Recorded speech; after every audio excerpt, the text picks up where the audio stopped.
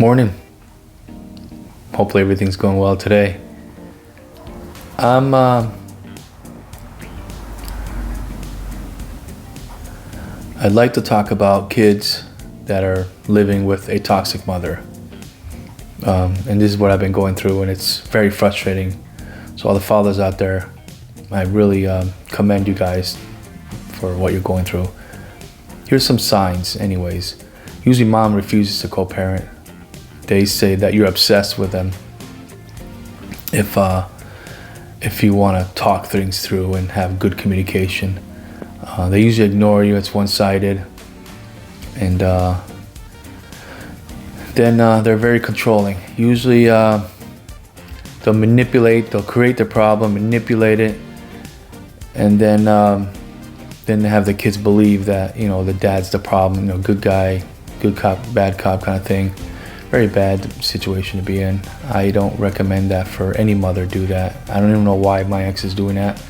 It's not helping anybody. They always need a lawyer, let's say. They'll say that you'll be hearing from my lawyer. And that's usually when you're not living together. Even if you're living together, there's always like a threat with the police or restraining orders, and which 9 out of 10, there's usually never abuse at all, which is a serious problem that's not a good way to communicate with kids.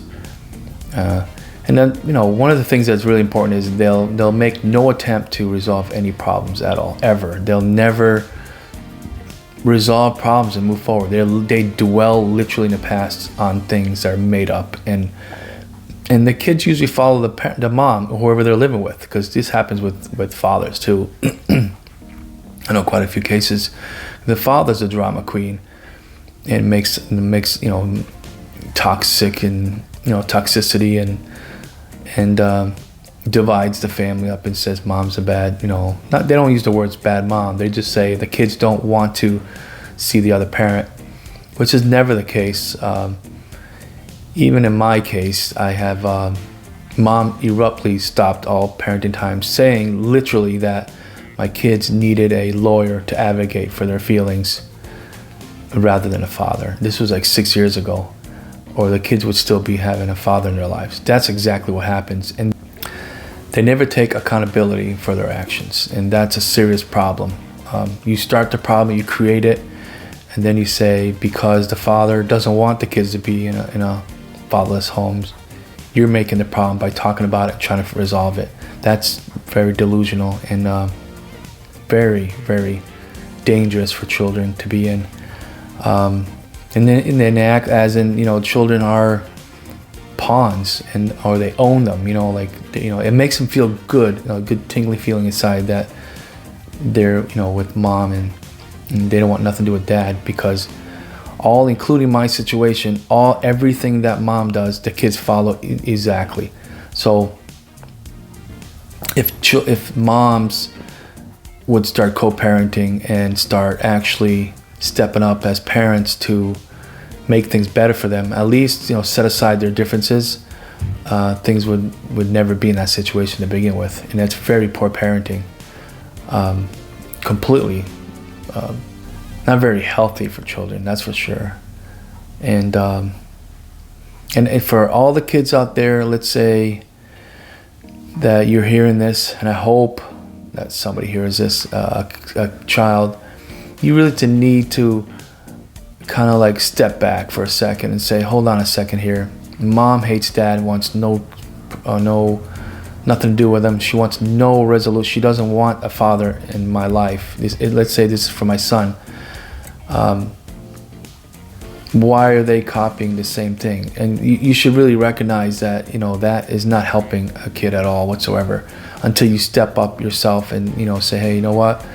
Just because mom doesn't want me to have a father in my life, I deserve it. I mean, that's what should really be happening. I'm important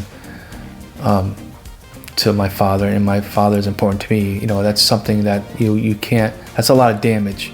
For my 16-year-old, moms, this is another really red flag, and here's a sign. Moms will say, after destroying that child's father's relationship, they'll say, well, they're grown up now and, it's too late. I mean, my father passed away, 4 or 5 years ago. And I can't imagine if you're 16 years old to say that you don't have the rest of your life with your father, including my other daughter in her 20s. To say that you'll never have a relationship with, as a grown-up is really bizarre. It's very, very damaging and disturbing, very disturbing. So anyways, today that was just a few signs of that to look out for, and there's going to be a lot more videos on even relationships without alienating.